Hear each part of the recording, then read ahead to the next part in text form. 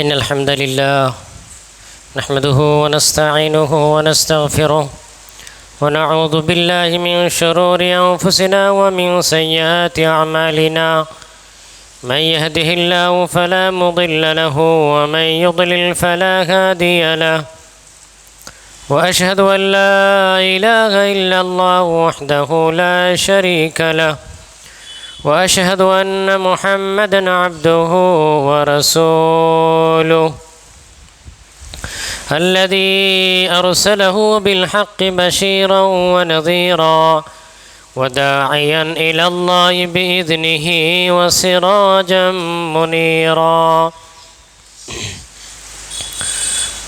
فأعوذ بالله من الشيطان الرجيم بسم الله الرحمن الرحيم يا أيها الذين آمنوا اتقوا الله حق تقاته ولا تموتن إلا وأنتم مسلمون يا أيها الناس اتقوا ربكم الذي خلقكم من نفس واحدة وخلق منها زوجها وبث منهما رجالا كثيرا ونساء واتقوا الله الذي تساءلون به والأرحام إن الله كان عليكم رقيبا يا أيها الذين آمنوا اتقوا الله وقولوا قولا سديدا يصلح لكم أعمالكم ويغفر لكم ذنوبكم ومن يطع الله ورسوله فقد فاز فوزا عظيما أما بعد فإن خير الحديث كتاب الله وخير الهدي هدي محمد صلى الله عليه وسلم وشر الأمور محدثاتها وكل محدثة بدعة وكل بدعة ضلالة وكل ضلالة في النار.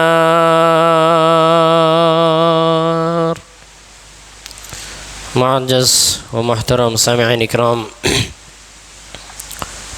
جیسا کہ معلوم ہے خطبہ جمعہ کا جو موضوع ہے وہ ہے ماہ شعبان، فضائل و مسائل۔ ماہ شعبان کا چاند نظر آ چکا ہے، آج شعبان کی پہلی تاریخ ہے، معلوم ہے نا؟ چاند تو نظر آ چکا ہے اور شعبان کے آج پہلی تاریخ ہے، اسی لیے اس موضوع کا انتخاب کیا گیا تاکہ اس مہینے کے تعلق سے جو بھی فضائل، احکام، مسائل، ہماری ذمہ داریاں، ہمیں کیا کرنا چاہیے، کیا نہیں کرنا چاہیے، اس تعلق سے چند باتیں کی جائے۔ شعبان یہ اسلامی سال کا 8واں مہینہ ہے۔ یہ ہجری سال کا کون سا سال چل رہا ہے؟ 1400 یاد ہے کسی کو؟ ہم لوگ نہ لکھتے ہیں، نہ پڑھتے ہیں، نہ یاد کرتے ہیں ہجری مہینے کو، بلکہ کوشش کرنی چاہیے، لکھنا چاہیے۔ جب بھی پوسٹر لکھیں کوشش کیجیے اس میں ہجری مہینہ، ہجری سال، ہجری تاریخ بھی ہو، کوشش کریے۔ سراج بھائی آپ سے گزارش ہے، اس کے بعد جمعے کے تعلق سے ہمارے جو بھی پوسٹر آئیں گے اس میں اسلامی تاریخ، مہینہ اور سال کا بھی ذکر ہو تاکہ ہمیں یاد رہے، ہے نا؟ ایک مسلمان ہونے کے ناطے اسلامی سال، مہینہ، اس مہینے کی کیا اہمیت ہے جاننا ضروری ہے۔ اب دنیا اس طرح ہو چکی ہے کہ ہم نہ چاہتے ہوئے بھی غیروں کی اتباع کرنا یا ان کی مشابہت کرنا اب ہمارے لیے عام ہو چکا ہے۔ ہمارے جتنی بھی بچے ہیں اب ان کو جنوری فروری کے مہینے پوچھیے، پورا بتا دیں گے، 12 مہینے کا نام، دو چار اسلامی مہینے کا نام پوچھ لیجئے. تو سب سے پہلے ہم بچوں کو شروع ہی سے جنوری فروری تو سکھاتے ہیں، لیکن یہ بھول جاتے ہیں کہ محرم الحرام صفر المظفر بھی ہمارا مہینہ ہے. کون سکھائیں گے؟ یہ بچے جب بڑے ہو جائیں گے تب سکھائیں گے، مشکل ہے. پوری دنیا کے نظام آج غیروں کے ہاتھ میں ہیں اور ہم ان کے ماتحت ہیں. شاید یہ ہمارے لیے آزمائش بھی ہے. ہمارے بچے جس اسکول کالج میں پڑھتے ہیں اتنا شرک بدعت خرافات بھرے ہوئے ہیں. نہ مسلمانوں کی اچھی یونیورسٹی ہے، نہ اچھے کالج ہے، نہ اسکول ہے، اور اگر ہے بھی تو ڈھنگ کے نہیں ہے. اتنا کمرشل بنا دیتے ہیں، تجارت سے مطلب ہے. جب کہ آپ غیروں کی اسکول کالج دیکھیں گے کہ وہ لوگ کمرشل کو بعد میں دیکھتے ہیں. ان کا مقصد ہے ان کی کمیونٹی کے بچوں کو تعلیم دینا، تعلیم یافتہ بنانا، اس کی کمیونٹی کو آگے بڑھانا، سکسیس کرنا. یہ ان کا پہلا مقصد ہوتا ہے.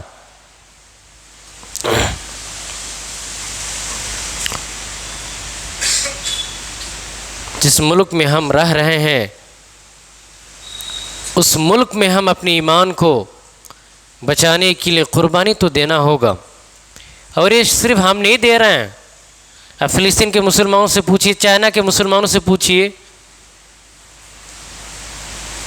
چائنا کے کچھ طلباء جو ہم ساتھ میں پڑھتے تھے، ان لوگوں کا عربی پڑھنا، عربی ساتھ میں رکھنا، یہاں تک کہ موبائل میں قرآن کا عربی میں رکھنا بھی ان لوگوں کے لیے ممنوع ہے. تو دنیا میں ایسے ایسے مسلمان ایسے ایسے حالات سے گزر رہے ہیں، لیکن ان کا ایمان دیکھیں گے کتنا مضبوط ہے. خیر اللہ رحم کرے. تو کہنے کا مطلب ہے کہ اللہ کا فضل ہے کہ ہم بہتر حالت میں ہیں، ہم اپنے ایمان کو بچا سکتے ہیں، ہم دین و دنیا ساتھ میں لے کر چل سکتے ہیں. تھوڑی سی توجہ ذمہ داری کی ضرورت ہے. تو شعبان یہ شعب سے ہے، اس کا معنی ہے گروہ، گروپ. عرب ممالک کے اندر جانتے ہیں ریگستان، ڈیزرٹ زیادہ ہے، وہاں پانی ملنا سمندر تو نہ کے برابر ہے، ندیاں ہی نہیں ہیں. وہاں کے لوگ پانی کے لیے دور دراز تک جاتے تھے. پانی کو جمع کرنے کے لیے وہ لوگ ایک دوسرے کی مدد کرتے تھے، یعنی گروہ، جماعت، گروپ بنتے تھے، اور ایک دو مہینہ کا پانی لانے کے لیے اونٹ، گھوڑے، گدھے، خچر وغیرہ لے جاتے تھے. بوتل وغیرہ بہت بڑا بڑا ڈرم لے کر کے جاتے تھے اور اس میں پانی بھر کر لاتے تھے. شعبان اور رمضان کا مہینہ یہ سب سے گرمی کا اور سخت مہینہ ہوا کرتا تھا، آج بھی ہے. تو عرب ممالک میں ان دو مہینوں میں پانی ملنا سب سے زیادہ مشکل ہوتا تھا. کہیں بھی تھوڑا سا اگر پانی ہوتا تھا سوکھ جاتا تھا. ان دو مہینوں میں شعبان اور رمضان مشکل ہوتا تھا.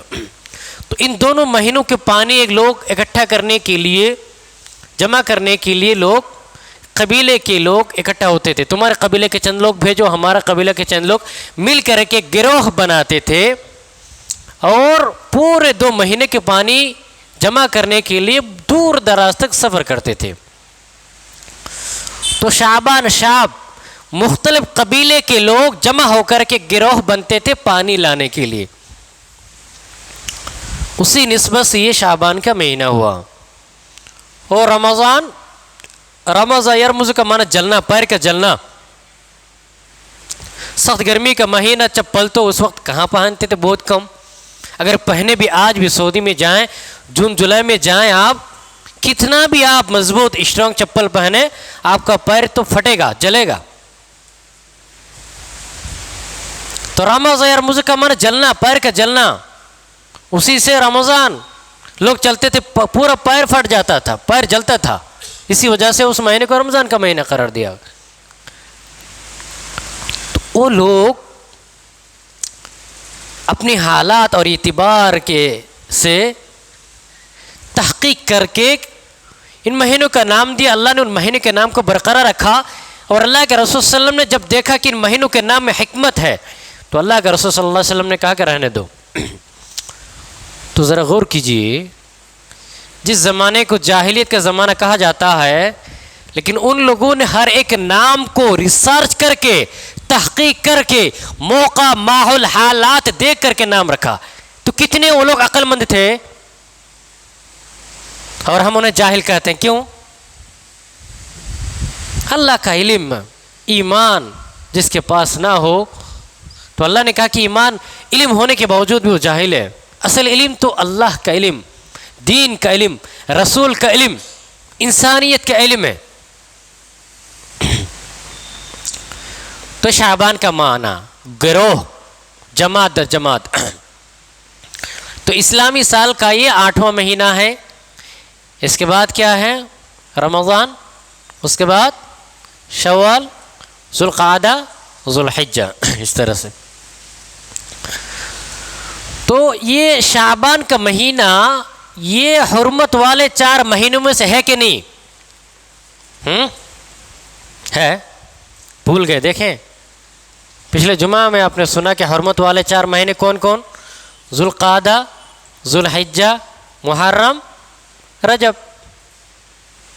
یہ 4 حرمت والے مہینے میں ان مہینوں میں کیا ہے؟ گناہ ڈبل، گناہ نہیں کرنا، جنگ و جدال، قتل و قتال سے دور رہنے کا ہے. اور وہ لوگ جو لوگ ہمیشہ لڑائی کرتے تھے وہ لوگ اس مہینے میں ایک دم چپ چاپ خاموش. تو شعبان کا مہینہ حرمت والے مہینوں میں سے نہیں ہے. یہ عام مہینوں کی طرح ایک مہینہ ہے. اس مہینے میں ہمیں کیا کرنا کیا نہیں کرنا ہے. اگر ہم قرآن و سنت و تاریخ دیکھتے ہیں تو اس مہینے میں جو خصوصی عبادت ہے وہ ہے روزہ رکھنا. بس کہ خاص عبادت کہی جائے تو روزہ رکھنا. اور رجب میں خاص عبادت کیا ہے؟ کچھ بھی نہیں ہے. تو شعبان کے مہینے میں رسول اکرم صلی اللہ علیہ وسلم کثرت سے روزہ رکھا کرتے تھے. رمضان اور شعبان دونوں کا فرق سمجھیے. رمضان کا مہینہ پورے مہینے کا روزہ رکھنا فرض ہے، اور اللہ کے رسول صلی اللہ علیہ وسلم رمضان ہی کا وہ مہینہ ہے جس کا پورا روزہ رکھا کرتے تھے. اس کے علاوہ کسی بھی مہینے کا آپ مکمل روزہ نہیں رکھتے تھے. تو کثرت سے روزہ رکھنے کا مطلب کیا ہے؟ یعنی 1/3 یا 1/4 کہیے، لیکن پورے مہینے کا رسول اکرم صلی اللہ علیہ وسلم روزہ نہیں رکھتے تھے، بلکہ کثرت سے روزہ رکھنے کا مطلب 1/3 1/4 سمجھیے کہ زیادہ سے زیادہ روزہ رکھتے تھے. دلیلیں سنیے. بخاری، مسلم، ابو داؤد، نسائی، ترمذی، ابن ماجہ، یہ سب کی حدیث ہے. حدیث کے راوی ایک عائشہ ہے، ایک ام سلمہ ہے، ایک ابو ہریرہ ہے. فرماتے ہیں کہ رسول اکرم صلی اللہ علیہ وسلم شعبان کے مہینے میں کثرت سے روزہ رکھتے تھے. ایک حدیث. دوسری حدیث کہ رسول اکرم صلی اللہ علیہ وسلم رمضان کے بعد سب سے زیادہ شعبان کا روزہ رکھتے تھے. تیسری حدیث کہ رسول اکرم صلی اللہ علیہ وسلم نے اگر کسی مہینے کا پیدر پہ روزہ رکھا وہ شعبان اور رمضان ہے. تو ان تینوں حدیث سے معلوم کیا ہوا کہ رمضان کے مہینے میں کثرت سے روزہ رکھنا چاہیے. رسول اکرم صلی اللہ علیہ وسلم رمضان کے بعد سب سے زیادہ روزہ کس مہینے میں رکھتے تھے؟ شعبان کے مہینے میں. اب اللہ کے رسول صلی اللہ علیہ وسلم کثرت سے روزہ رکھتے تھے، ہمارے لیے حکم کیا ہے؟ سنیے. یہ حدیث ہے بخاری مسلم کی ہے، ترمذی کے اندر بھی ہے. حدیث کے راوی ابو ہریرہ ہیں. رسول اکرم صلی اللہ علیہ وسلم فرماتے ہیں کہ شعبان کا جب 15 دن گزر جائے تو روزہ نہ رکھو. دوسری حدیث بخاری مسلم کی ہے. رسول اکرم صلی اللہ علیہ وسلم نے فرمایا رمضان سے 1 دن 2 دن پہلے روزہ نہ رکھو. سمجھیے بات کو. شعبان کے 15 دن بعد روزہ رکھنے سے اللہ کے رسول صلی اللہ علیہ وسلم نے اپنی امت کو منع کیا. اب دوسری حدیث میں کہا کہ رمضان سے 1 دن 2 دن پہلے روزہ نہ رکھو. اور اس سے پہلے 3 حدیث میں آپ نے سنا کہ آپ صلی اللہ علیہ وسلم کثرت سے روزہ رکھتے تھے. اب سمجھیے ان سارے احادیث کے خلاصہ کلام کیا ہے, معنی اور مفہوم کیا ہے. یہ فرق ہوتا ہے سارے حدیث کو پڑھنے کا. اگر کوئی بندہ صرف ایک حدیث پڑھ کر کے کہے گا کہ ایسا ہے, وہ غلط ہو جائے گا. اسی لیے صرف 1-2 کتاب پڑھنے سے کوئی عالم دین بنتا نہیں ہے. ممبر پر بولنے کے لیے سارے احادیث کے علم ہونا ضروری ہے.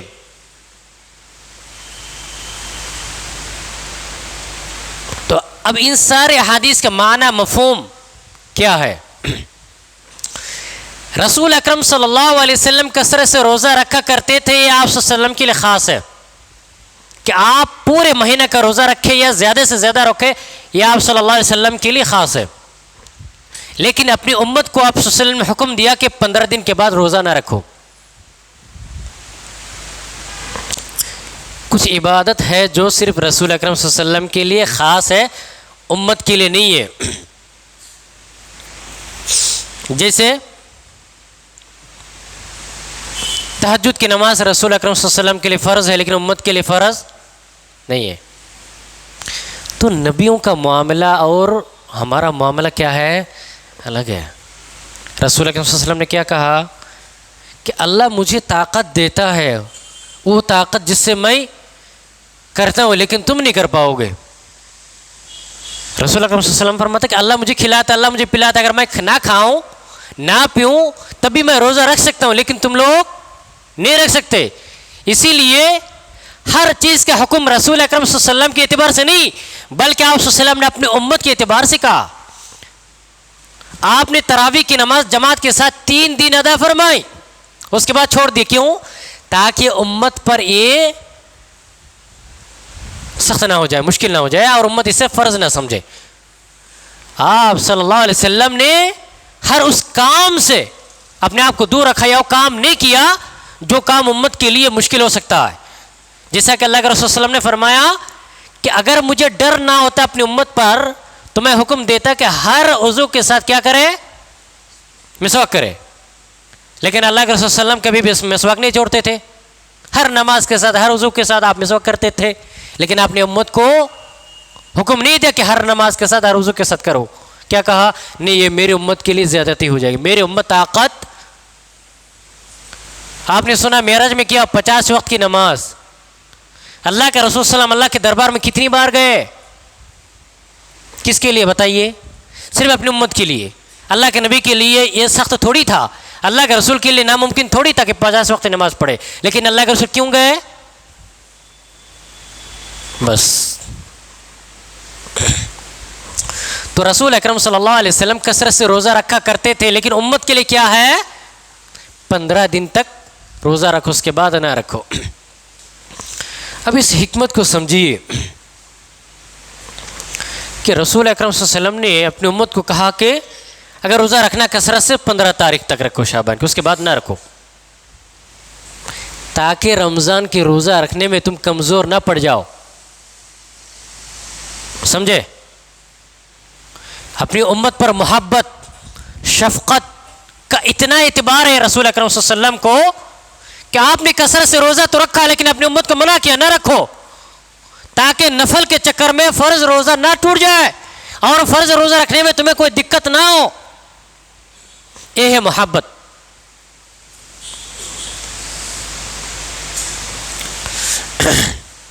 تو معلوم کیا ہوا؟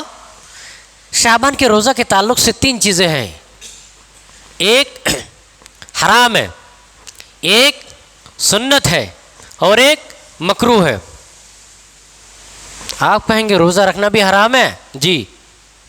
روزہ رکھنا بھی سنت ہے؟ جی. روزہ رکھنا بھی مکروہ ہے؟ جی. سنت کا بدعت کا یہ فرق ہے, ایک باریک سا فرق ہے کہ رسول اکرم صلی اللہ علیہ وسلم نے جس طرح کیا اس سے تھوڑا سا ہٹ کر کے آپ نے کیا تو سیم چیز آپ کے لیے بدعت ہو جاتی ہے. شعبان میں صرف 15ویں شعبان کا روزہ یا عبادت خاص کر کے کرنا یہ حرام ہے. سنیے، شعبان کی 15ویں تاریخ کو رات میں قیام کرنا یا اس دن کا خاص کر کے روزہ رکھنا، اس کا حکم کیا ہے؟ حرام ہے. کیوں حرام ہے؟ رسول اکرم صلی اللہ علیہ وسلم نے کیا نہیں، صحابہ اکرام نے کیا نہیں، اور اللہ کے رسول نے کسی بھی عبادت کو، نماز کو، روزے کو کسی تاریخ کے ساتھ خاص کرنے سے آپ نے منع کیا، اسی لیے حرام ہے. تو صرف اور صرف 15ویں شعبان کے دن روزہ رکھنا یا 15ویں شعبان جسے لوگ شب برات کا نام دیتے ہیں، اس رات میں قیام کرنا، تہجد پڑھنا، یہ کیا ہے؟ خاص کر کے بدعت ہے، یہ حرام ہے. شعبان کی 1 تاریخ سے لے کر کے 15 تاریخ تک نفل روزہ رکھنا یہ سنت ہے، مسنون ہے.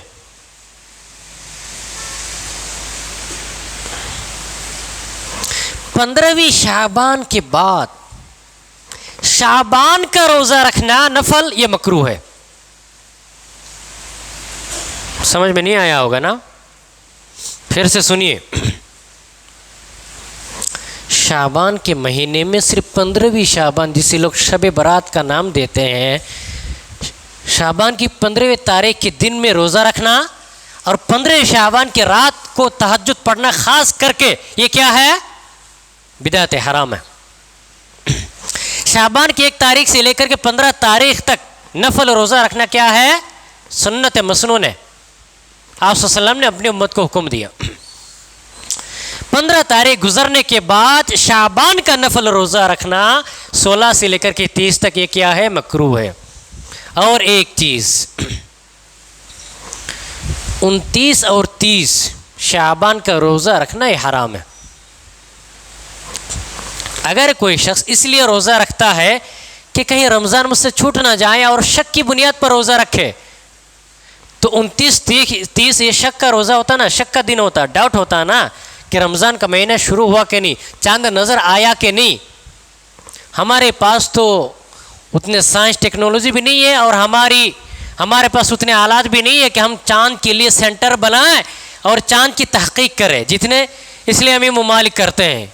نہ ہماری جمعیت کرتی ہے، نہ ہم کرتے ہیں، اور نہ ہی پورے انڈیا کے مسلمانوں کا کوئی ایسا مضبوط کمیٹی ہے جو چاند کو دیکھنے کے لیے تحقیق کرے. دوسروں کا انتظار کرتے ہیں. جبکہ ہندوستان میں کتنے مسلمان، اتنے بڑے بڑے مالدار مسلمان ہیں، لیکن ان کے پاس چاند دیکھنے کے لیے، رؤیت ہلال کے لیے نہ مضبوط کمیٹی ہے نہ اس کے آلات ہے. بہت افسوس کا مقام ہے. کتنے بار ایسا ہوا روزہ رکھنے کے باوجود پتہ چلا کہ نہیں چاند نکلا، روزہ رکھا، شک کے دن روزہ رکھا، عصر تک ہم نے روزہ کھول دیا. کتنا دن ایسے ہوا کہ چند لوگ روزہ رکھے، چند لوگ نہیں رکھے. ہوا کہ نہیں؟ یہ افسوس کی بات ہے. مسلمانوں کی اتنا سارا پیسہ کہاں استعمال ہو رہا ہے کہ چاند دیکھنے کے لیے. رمضان کا مہینہ اتنا اہم مہینہ ہے، اس کا چاند دیکھنے کی جو آلات، اس کا پیسہ خریدنے کے لیے ہمارے پاس پیسہ نہیں ہے. تو ہمارا پیسہ کدھر جا رہا ہے؟ ہم کیا کر رہے ہیں؟ کیسے مسلمان ہیں کہ رمضان کا مہینہ چاند دیکھنے کے آلات ہمارے پاس نہیں ہے، نہ مضبوط کمیٹی ہے، نہ ریسرچ کوئی کمیٹی ہے. کیوں نہیں ہے؟ ہماری جمعیت کیا کر رہی ہے؟ ہاں، اس کا ایک ذمہ دار جمعیت بھی ہے، مرکزی جمعیت بھی ہے. نام سے ایک رکھ دیا کمیٹی، لیکن کچھ نہیں ہے، اور فیصلہ آتا بعد میں. اللہ رحم کرے، اللہ خیر کرے. دعا کریے کہ اللہ رب العالمین ہمیں توفیق دے ان چیزوں کے بارے میں سوچنے کی. ہماری بھی ذمہ داری ہے کہ اس چیز کو ہم سوچے سمجھے کہ رمضان کا روزہ ہمیں ہمیشہ ہر سال ایسا کیوں ہوتا ہے؟ ہمیں کسی کا انتظار کرنا پڑتا ہے، شک ہوتا ہے چاند نظر آیا کہ ہماری کمیٹی کیوں نہیں ہے، ہماری ریسرچ سینٹر کیوں نہیں ہے. کتنا پیسہ لگے گا؟ زیادہ تو نہیں. آگے چلیے، بات دوسری طرف چلے گئی.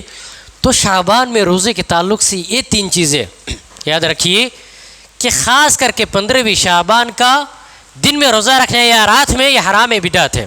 1 سے لے کر کے 15 شعبان تک روزہ رکھنے مسنون ہے. 15ویں سے لے کر کے 30 تک روزہ رکھنا یہ مکروہ ہے. اس شخص کے لیے مکروہ نہیں ہے جو ایام 20 کا روزہ رکھتا ہو یا جمعرات سوموار کا روزہ رکھتا ہو، اس کے لیے مکروہ نہیں ہے، اس کی جو عادت ہے رکھ رہا ہے کوئی نہیں ہے. صرف رجب کا مہینہ یعنی شعبان کا روزہ نفل روزہ رکھنے کے لیے اس نیت سے جو رکھے یہ ٹھیک نہیں ہے. اور رمضان سے 1 دن یا 2 دن پہلے روزہ رکھنا، یہ شک کا دن ہوتا ہے. آپ صلی اللہ علیہ وسلم نے فرمایا من صام یوم الشک فقد عصى ابو القاسم، جس نے شک کے دن روزہ رکھا اس نے ابو القاسم یعنی محمد صلی اللہ علیہ وسلم کی نافرمانی کی ہے. تو شک کے دن روزہ رکھنا ممنوع ہے، یعنی رمضان سے 1 دن یا 2 دن پہلے روزہ رکھنا یہ حرام ہے. یہ ہو گیا خلاصہ کلام. اب آئیے کہ رسول اکرم صلی اللہ علیہ وسلم اس مہینے میں کثرت سے روزہ کیوں رکھتے تھے، یا آپ نے امت کو 1 سے لے کر کے 15 تک روزہ رکھنے کا حکم یا اجازت کیوں دیا؟ اس کے دلیل ہے، یہ نسائی شریف کی روایت ہے. رسول اکرم صلی اللہ علیہ وسلم فرماتے ہیں، اسامہ بن زید حدیث کے راوی ہے، آپ صلی اللہ علیہ وسلم نے فرمایا کہ رجب اور رمضان کے بیچ میں جو ایک مہینہ ہے شعبان کا، اس میں لوگ تھوڑا غافل ہو جاتے ہیں. کس طرح؟ رجب کا مہینہ حرمت کا مہینہ ہے تو انسان عبادت کرتا ہے، گناہ سے دور رہتا ہے. رمضان کے مہینے میں انسان عبادت کرتا ہے، روزہ رکھتا ہے. شعبان کے مہینے میں انسان تھوڑی سستی کاہلی میں مبتلا ہوتا ہے.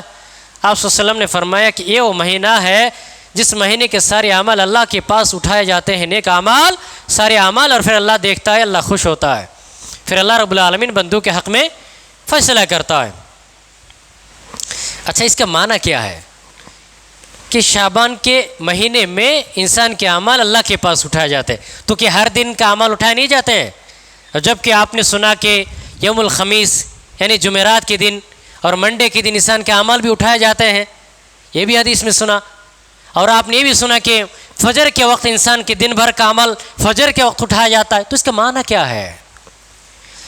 اس کا معنی یہ ہے کہ اللہ رب العالمین اپنی مرضی سے، اپنی حساب سے، اپنی سسٹم سے چلاتا ہے، اس کی مرضی. جب اللہ چاہتا ہے فرشتوں کو کہتا ہے کہ بندوں کے سارے اعمال لے کے آؤ. وہ فجر کے وقت بھی ہو سکتا ہے کہ دن بھر کا عمل فجر کے وقت اللہ فرشتوں کو کہتا ہے فجر کے وقت لاؤ، یہ بھی ثابت ہے ان قرآن الفجر کان مشہودا. یا بھی ہو سکتا ہے جو حدیث میں ہے کہ اللہ رب العالمین پورے 1 ہفتے کا اعمال یا تو جمعرات کے دن یا تو پیر کے دن اللہ رب العالمین فرشتوں کو حکم دیتا کہ اس دن لاؤ، یہ بھی ہے. یا اللہ رب العالمین حکم دیتا ہے کہ شعبان کے پورے مہینے کا عمل 1 دن میں میرے پاس لاؤ. یا اللہ رب العالمین حکم دیتا ہے کہ رمضان کا پورے مہینے کا آخری رات یا لیلۃ القدر میں میرے پاس لاؤ. وہ کیا ہے؟ اللہ کا سسٹم ہے، اللہ کا نظام. اللہ اپنے حساب سے، اللہ اپنے سسٹم سے چلاتا ہے. اللہ جب چاہتا ہے فرشتے کو حکم دیتا ہے نام اعمال کو بندے کے سلانے کے اعتبار سے. وہ کوئی بھی دن ہو سکتا ہے. تو جن ایام میں، جن مہینوں میں انسان کے اعمال اللہ کے پاس اٹھائے جاتے ہیں، ان مہینوں میں سے ایک مہینہ کیا ہے؟ شعبان کا مہینہ ہے. تو آپ صلی اللہ علیہ وسلم فرماتے ہیں وَأَحَبُّ أَن يُرْفَعَ عَمَلِي وَأَنَا صَائِمٌ، میں چاہتا ہوں میرا عمل اللہ کے پاس اس حال میں جائیں کہ میں روزے کی حالت میں ہوں، میں روزے سے ہوں. کیونکہ روزہ دار بندہ اللہ کے نزدیک سب سے زیادہ محبوب ہے نا. اور اللہ نے کیا کہا؟ ہر عمل کا بدلہ متعین ہے، لیکن روزے کا بدلہ اللہ خاص طور سے دے گا، اپنے حساب سے اسپیشل اللہ دے گا. تو اللہ رب العالمین کے نزدیک ایک روزہ دار بندہ سب سے زیادہ محبوب ہے، ریسپیکٹیبل ہے، تو اللہ عزت کرتا ہے.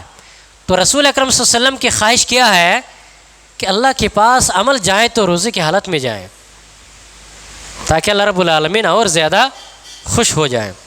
تو اس مہینے کے اعمال اللہ رب العالمین کے پاس اٹھائے جاتے ہیں، اسی لیے اس مہینے میں کثرت سے روزہ رکھنا یہ مسنون ہے. تو امت کے لیے 1 سے لے کر کے 15 شعبان تک روزہ رکھنا یہ کیا ہے؟ مسنون ہے. ہمیں اس کا اہتمام کرنا چاہیے. رسول اکرم صلی اللہ علیہ وسلم نے بھی اس کا حکم دیا اور آپ صلی اللہ علیہ وسلم کثرت سے اس کا اہتمام کرتے تھے. کوشش کریے چند روزہ رکھنے کی. اب آئیے ماہ شعبان کی جو 15ویں تاریخ ہے، جس کو لوگ شب برات کہتے ہیں نا. شب کا معنی رات ہے، برات کا معنی پاک ہونا. شب یہ فارسی لفظ ہے، برات یہ عربی لفظ ہے. برات من اللہ قرآن کے اندر بہت بار استعمال ہوا ہے. تو شب برات یعنی پاکی کی رات، یعنی گناہ سے پاک ہونے کی رات. اس کا معنی یہ ہے اسلام میں ایک ایسی رات ہے جس رات کی فضیلت بیان کی گئی ہے جس میں انسان کے گناہوں کو معاف کیے جاتے ہیں، وہ صرف ایک ہی رات ہے، وہ ہے لیلۃ القدر یا شب قدر ہے۔ شب برات کے نام سے اسلام میں کوئی نہ رات ہے نہ اس طرح کی کوئی عبادت ہے، اسی لوگوں نے بنایا ہے، اپنے حساب سے بنایا ہے۔ تو شب برات کے تعلق سے جتنی بھی باتیں بیان کی جاتی ہیں صحیح سند سے ایک ہی روایت ثابت ہے، اور اس کے علاوہ جتنی بھی روایت کی جاتی ہے لوگوں نے بنایا، موضوع ہے، ضعیف حدیثیں ہیں، سارے موضوع حدیثیں شب برات کے تعلق سے یا شعبان کی 15ویں رات کے تعلق سے صحیح حدیث سے صرف ایک ہی حدیث ثابت ہے۔ وہ حدیث یوں ہے کہ یطلع اللہ تبارک و تعالی الی خلقی لیلۃ النصف من شعبان فیغفر لجمیع خلقی الا لمشرک او مشاحن۔ یہ طبرانی کی روایت ہے۔ علامہ البانی نے اس روایت کو ہر اعتبار سے صحیح قرار دیا ہے کہ شعبان کی 15ویں تاریخ کی رات کو اللہ رب العالمین بندوں کی طرف آتا ہے، یعنی عرش سے اللہ رب العالمین نیچے آتا ہے، اور مشرک اور دو بھائیوں آپس میں حسد کرنے والے ان دونوں کے علاوہ اللہ تعالیٰ ہر شخص کو معاف کر دیتا ہے۔ کیا سمجھے؟ شعبان کی 15ویں تاریخ کی جو رات ہے، اس رات میں اللہ رب العالمین عرش سے آسمانی دنیا کی طرف آتا ہے، اور اللہ رب العالمین اپنے بندوں کی طرف رحمت کی نگاہ دیتا ہے، رحمت کی نگاہ سے دیکھتا ہے، اور مشرک کے علاوہ اور وہ شخص جو اپنے بھائی سے حسد کرتا ہے یا بغض کینہ رکھتا ہے اور بات نہیں کرتا ہے، رشتہ ختم کر دیتا ہے، قطع تعلق کی وجہ سے دور رہتا ہے، تو ان دونوں بندوں کے علاوہ اللہ تعالیٰ ہر موحد کو، ہر شخص کو کیا کرتا ہے؟ معاف کر دیتا ہے۔ تو اس حدیث کے اندر دو بڑی وعید بیان کی گئی ہے ان لوگوں کے لیے جو شرک کرتے ہیں کہ اللہ رب العالمین انہیں کبھی بھی معاف نہیں کرتا، جبکہ کچھ ایسی راتیں ہیں، کچھ ایسے ایام ہیں جن میں اللہ رب العالمین اپنے بندوں پر رحم کر دیتا ہے، اللہ معاف کر دیتا ہے۔ لیکن مشرک کتنا بد نصیب ہے، اور پھر وہ شخص جو اپنے دل کو صاف نہیں کرتا اپنے بھائی کے تعلق سے، دل میں خلش، بغض، کینہ، حسد، اور اپنے بھائی سے چھوٹی چھوٹی چیزوں کو لے کر کے رشتہ توڑ دیتا ہے، بات نہیں کرتا ہے، دور رہتا ہے۔ ہمارے سماج میں اس چیز کو کتنا معمولی لیتے ہیں، جبکہ حدیث کی روشنی میں دیکھیے کتنا بڑا گناہ ہے، اور وہ شخص کتنا بد نصیب ہے کہ اللہ کی مغفرت سے بندہ محروم ہو جاتا ہے۔ اسی لیے اپنے دل کو صاف کر لیجیے، اپنے دل کو پاک کیجیے، اپنے دل میں کسی بھائی کے لیے بغض، حسد، کینہ مت رکھیے، صاف کر دیجیے۔ اگر کوئی رکھ رہا ہے اس کو اس کے حساب پر چھوڑ دی، لیکن آپ مت رکھیے۔ اللہ کے لیے، اپنی آخرت کے لیے، اپنی مغفرت کے لیے، اپنے گناہوں کی مغفرت کے لیے، اللہ کی رضا کے لیے اپنے دل کو ہمیشہ آپ صاف رکھیے، اور ہر رات میں آپ سونے سے پہلے اپنے ہر بھائی کو معاف کر کے سو جائیے، اپنے دل کو صاف کیجیے۔ اس کے علاوہ جو روایتیں بیان کی جاتی ہے، جیسے شعبان کا مہینہ رسول اللہ کا مہینہ ہے، رمضان کا مہینہ اللہ کا مہینہ ہے، یہ روایت موضوع ہے، علامہ البانی نے اسے موضوع قرار دیا۔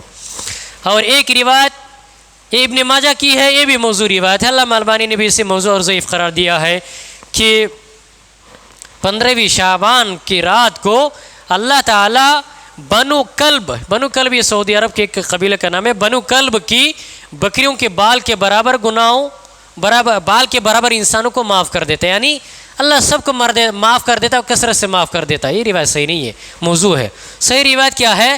مشرک اور حسد کرنے والا ان دونوں کے علاوہ اللہ رب العالمین ہر شخص کو معاف کر دیتا ہے، اس میں کوئی شک نہیں ہے۔ لیکن بنو کلب کے بال کے برابر معاف کر دینا، اس میں سارے لوگ آ جاتے ہیں، یعنی مشرک کو اللہ تعالیٰ یہ معاف نہیں کرتا، اس بات کو یاد رکھیے۔ اور دوسری چیز کہ رسول اکرم صلی اللہ علیہ وسلم اس رات کو قبر کی زیارت کے لیے گئے اور قبر کی زیارت کیا، یہ روایت بھی موضوع ہے۔ بعض لوگ کیا کرتے ہیں 15ویں شعبان کے یعنی شب برات میں قبرستان جاتے ہیں خاص کر کے، یہ ٹھیک نہیں ہے۔ اس تعلق سے جو بھی روایت ہے سب موضوع ہے۔ آپ کو قبر کی زیارت کرنا آپ کبھی بھی کیجیے، کوئی مسئلہ نہیں ہے، لیکن آپ اس رات کو خاص کر کے اس نیت سے جاتے ہیں اللہ معاف کرے گا یا اللہ کے رسول جاتے تھے، یہ ٹھیک نہیں ہے۔ یہی تو فرق ہے کہ ایک عام چیز کو آپ خاص کر دیتے ہیں اور اللہ کے رسول کی طرف آپ منسوب کر دیتے ہیں۔ جب کسی عام چیز کو اللہ کے رسول کی طرف خاص کر کے منسوب کر دیتے ہیں وہ بدعت ہو جاتی ہے اور کبیرہ گناہ ہو جاتا ہے. یہ ٹھیک نہیں ہے. آپ کبھی بھی زیارت کے لیے جائیے ٹھیک ہے، لیکن 15ویں شعبان کو خاص کر کے اس مغفرت کی نیت سے جانا یہ ٹھیک نہیں ہے. اس تعلق سے جو بھی روایت ہے یہ موضوع ہے. اسی طرح ایک روایت یہ بھی بیان کی جاتی ہے کہ 15ویں شعبان کے دن میں روزہ رکھو، رات میں قیام اللیل کرو. یہ موضوع روایت ہے، علامہ البانی نے اسے موضوع قرار دیا ہے. اسی طرح ایک حدیث سے بھی بیان کی جاتی ہے کہ 15 شعبان کی جو رات ہے اس میں 100 رکعت نمازیں پڑھو، اور ہر نماز کے بعد سورہ فاتحہ کے بعد سورۃ الاخلاص 10 بار پڑھو. اس طرح کل ملا کر کے 1000 دعائیں ہوتی ہے، یعنی 100 رکعت کی نماز لوگ پڑھتے ہیں، جبکہ صحیح روایت سے یہ ثابت نہیں ہے، یہ موضوع روایت ہے. اگر آپ کی عبادت کرنی ہے جو آپ تہجد پڑھتے ہیں، آپ تہجد پڑھیے نارملی، کوئی وہ نہیں ہے، لیکن آپ عبادت تو کرتے نہیں ہیں، خاص کر کے اسی رات میں اس نیت سے آپ کرتے ہیں، یہ ٹھیک نہیں ہے. اس لیے ٹھیک نہیں ہے کہ ایک چیز جو اللہ کے رسول سے ثابت نہیں ہے آپ ثابت کرنا چاہتے ہیں، گویا کہ آپ اسلام میں ایک چیز ایڈ کرنا چاہتے ہیں جو اللہ نے کیا نہیں اور اللہ کے رسول صلی اللہ علیہ وسلم نے کیا ہے. ملا علی قاری حنفی ایک حنفی عالم ہے، بہت بڑے عالم ہے. مرقات المفاتیح مشکات کی ایک شرح انہوں نے لکھی ہے. وہ کہتے ہیں کہ شب برات کے نام سے جو لوگ عبادت کرتے ہیں یا اس دن میں جو لوگ روزہ رکھتے ہیں، لم یأتی بہا خبر ولا اثر، اللہ کے رسول سے کوئی صحیح روایت، کوئی خبر حدیث مروی نہیں ہے. اسی طرح ابن رجب حنبلی مذہب کے ایک بہت بڑے عالم ہیں، وہ بھی فرماتے ہیں کہ رجب کی 15ویں شعبان یعنی شب برات کے تعلق سے لوگوں کی جو خرافات ہے، جو بدعتیں ہیں انجام دیتے ہیں، شریعت سے اس کا کوئی تعلق نہیں ہے. یہ آپ تحفۃ الحوزی کے اندر یہ ساری روایتیں موجود ہیں، آپ چیک کر سکتے ہیں. تو ان ساری روایتوں سے کیا معلوم ہوا کہ شب برات کے نام سے جو لوگ خاص کر کے عبادت کرتے ہیں یہ صحیح نہیں ہے. یہ لوگ رسول اکرم صلی اللہ علیہ وسلم کے تعلق سے ایک چیز کو غلط منسوب کر دیتے ہیں. تو ان لوگوں کا کیا حشر ہوگا؟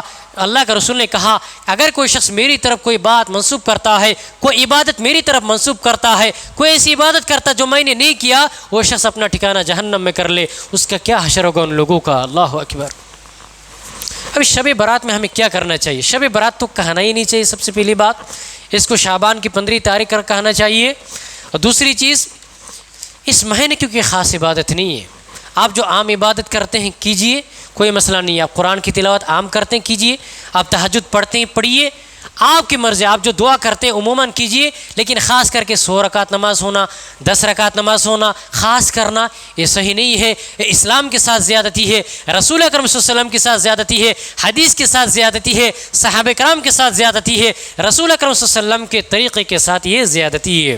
اگر اس طرح کی کوئی عبادت ہوتی اللہ کے رسول ضرور کرتے، صحابہ کرام ضرور کرتے، ہم بھی کرتے. چونکہ عبادت ثابت نہیں ہے تو اس عبادت کو کرنا یہ اسلام کے خلاف ہے. کہ ایسا نہ ہو عبادت کے نام سے ہم اپنے اعمال کو برباد کر دیں اور عبادت کے نام سے ہم بدعت میں شامل ہو جائے اور ہم اپنا ٹھکانہ جہنم میں کر لیں، ایسا نہ ہو. بعض لوگ کہتے ہیں کہ شعبان کی 15ویں تاریخ کو اللہ تعالیٰ بندوں کو معاف تو کر دیتا ہے، مشرک اور بغض ان کرنے والے ان دونوں بندوں کے اللہ معاف کر دیتا ہے. تو یہ تو مغفرت کی رات ہے، ٹھیک ہے، تو مغفرت کی رات میں ہم عبادت کیوں نہیں کر سکتے؟ بعض لوگوں کا کہنا ہے اگر مغفرت کی رات ہے ہم عبادت کیوں نہیں کر سکتے؟ آپ کو کسی نے تو منع نہیں کیا، عام جو عبادت کرتے ہیں آپ کیجئے، لیکن آپ عبادت کر کے کیا ثابت کرنا چاہتے ہیں؟ کہ آپ زیادہ عبادت کرنے والے ہیں اللہ کے رسول سے، آپ زیادہ عبادت کرنے والے ہیں صحابہ سے، آپ زیادہ عبادت کرنے والے ہیں جسے اللہ نے حکم نہیں دیا، جسے اللہ کے رسول نے حکم نہیں دیا، آپ کیا اس سے زیادہ پرہیزگار ہیں؟ جبکہ اللہ کے رسول نے کیا کہا، لوگوں تم لوگ جتنا اللہ سے ڈرتے ہو اس سے زیادہ میں اللہ سے ڈرتا ہوں، تم لوگ جتنا عبادت کرتے ہو اس سے زیادہ میں اللہ کی عبادت کرتا ہوں، لیکن جو میری سنت کو نہیں مانے گا، میری سنت کی اختیار نہیں کرے گا، وہ میری نافرمانی کرے گا. تو اسی لیے اس میں اللہ کے رسول کی نافرمانی. ہمارا سیم یہی کہنا ہے کہ جو عبادت اللہ کے رسول نے نہ کیا ہو اس عبادت کو کر کے آپ اللہ کو راضی نہیں کر سکتے. جس عبادت کو صحابہ نے نہ کیا ہو عبادت کر کے آپ اللہ کے رسول کے اللہ کو خوش نہیں کر سکتے، یہ ثابت نہیں کر سکتے. سیدھی سی بات ہے، اللہ کو خوش کرنا ہے تو رسول اکرم صلی اللہ علیہ وسلم کی اطاعت ضروری ہے.